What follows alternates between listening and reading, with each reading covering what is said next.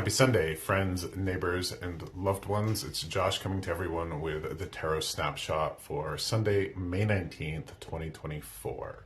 I want to thank you for being here. I want to thank you for joining me on this journey. And if you get any sort of insight or wisdom from these readings, I'm so grateful for you taking the time out of your day to listen and to watch.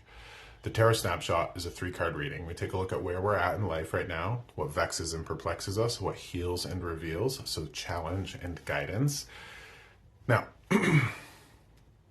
before I get into any of the tarot messages, I want to talk about something as I'm being led to bring it to everybody. The importance in being gentle on oneself. I think generally speaking, most people have this tendency to be their own worst enemy, not their own best friend, to be their own worst enemy. And I do believe that a lot of people suffer from what I call the junkyard dog syndrome, that, you know, we have this inner child part of ourselves, but that part of ourselves gets so traumatized by being in this world. It's just like a junkyard dog that's kind of unfortunately been beaten and beaten until it sees itself in the world through one lens. The importance of being gentle on oneself is this. You know, if you had an abandoned, hurt, abused animal in your home, there's absolutely no way that you would hurt it more in hopes to make it better. You wouldn't kick it or hurt it in hopes to heal it. So when you're negating yourself, when you're talking poorly to yourself, when that, you know, ticker tape on the inside of your mind is just going over and over again, like you're worthless, you're not good enough, you should have done this, you could have done that. I want you to do your best to get in control of that conversation, because you will never heal yourself by hating yourself. You will never neglect yourself to a place of peace. You won't hurt yourself to the peace that is your birthright. And I do believe that everybody has a core part of them, their spirit, that is made of love. And we have to offer that to ourselves. And love is the limitless resource. There's enough room at the table for you in terms of giving yourself love. It's more vital than you realize. Why is it vital? Because your suffering is the suffering of your loved ones. A lot of people don't like to hear that, but that's the truth.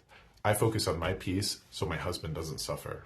I focus on my peace so my grandmother in spirit doesn't suffer. I want everybody that I love to be at peace. I have to focus on my own, because that's the nature of love. So you can see here why it would be so vital for you to be gentle on yourself, not to be harsh on yourself, not to be super critical of yourself. That doesn't accomplish anything, and it's just an extension of the way the world has taught us to get through this world. Be harsh on yourself. The card that represents us this week is Page of Pentacles. So this is a card of study, the student. Now, interestingly enough, let's see how this relates to the message that I just brought. The pentacles in tarot relate to health and wealth, but I like to think it's our physical body. It's the physical part of ourself, not our mind or heart or spirit. It is the physical part of ourself. Now, to study the body, boy, oh boy, it takes a lot, doesn't it, to figure out what we need in terms of rest, food, play, joy, all of it. We got to study this, because sometimes it's this part that gets neglected. And if the body gets neglected, well, it's going to act out. It's the dominant part of this physical universe. Think about the idea of being hungry and angry at the same time. I was just speaking to a woman today during a reading, and she said to me, she's like, and this is like the most loving woman, and she's like, I can be a bitch sometimes. And after that, like once I'm done being a bitch, I sit in the space of going, why was I like that? Why did that happen? And so I had to explain to her that one of the reasons that could happen is that she's neglecting her holy vessel. She's neglecting her body.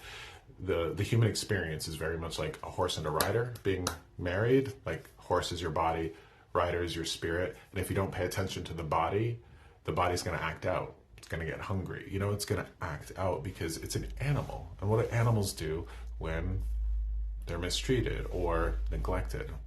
They lash out, they act out. The card that vexes and perplexes us is this. King of Swords. To be clear with our mind. Now, the swords in tarot are our mind. And when we master our mind, we're not hurting ourselves. We're not hurting ourselves. or at peace with oneself.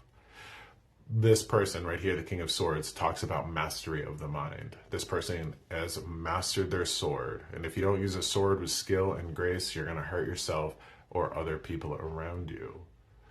How much of you not being your own best friend and your own worst enemy comes from the fact that you just have a mind that nobody's trained you to use appropriately?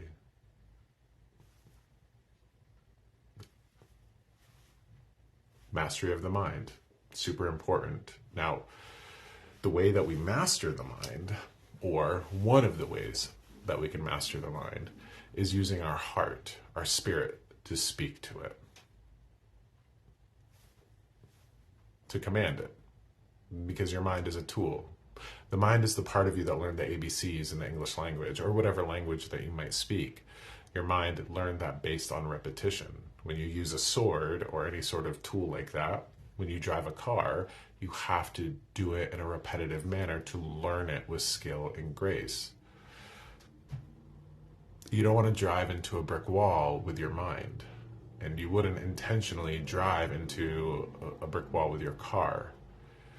When you're awful to yourself, when you're neglectful of yourself, that's what's happening. It's just the mind repeating back to you what it has been told by society and people who have traumatized you. We can master our mind through the grace of love.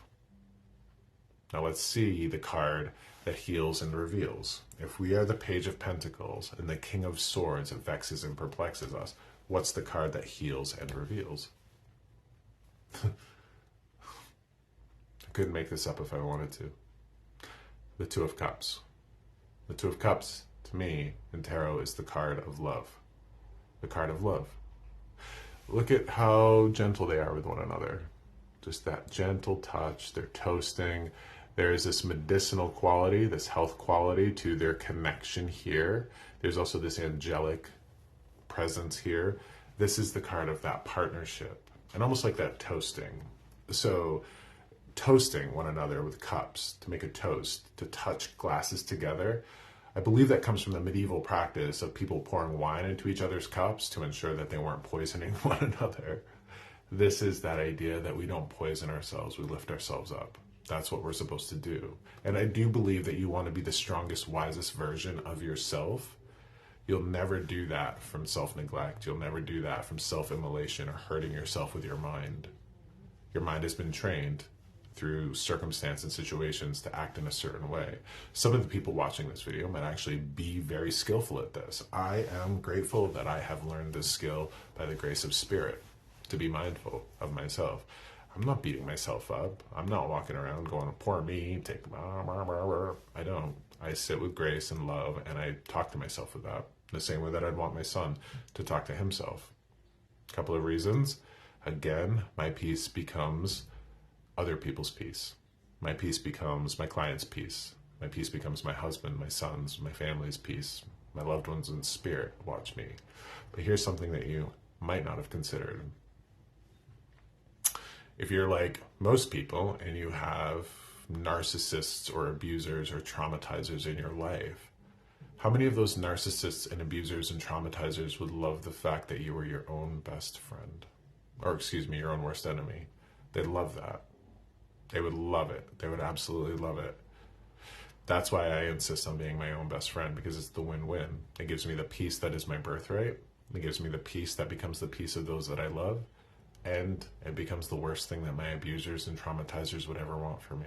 And I'm happy to give it to them. So sit with that, chew on it. Much love to you. Thank you for being here. And I can't wait to see you next time. Be well.